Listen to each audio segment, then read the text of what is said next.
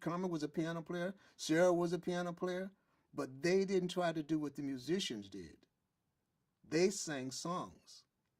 Betty was more like, when I was working with Betty, it was more like working with a horn. Betty had a lot of improvisational skills and stuff like that, and Anita did too. Anita was very spontaneous and stuff like that. So the both of them, that was Carmen's point, that they're the ones that did more like what the horns were doing. Carmen was very particular about accompaniment, and she taught me accompaniment.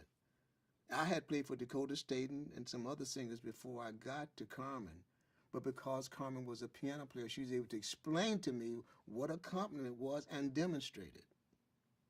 And then that became, not only would I understand that, but that became also the foundation of my piano playing. You know, so Carmen was my main teacher. Well, you know, Betty was, you know, and she was first known as Bebop Betty Carter, because again, she was like the horns, and she had ears. I mean, she could, as far as she could scat, you know, maybe a slightly different idiom. I think that, for instance, Betty was younger than Ella, so Betty was more in the bebop area than Ella was in the swing area. You know what I mean?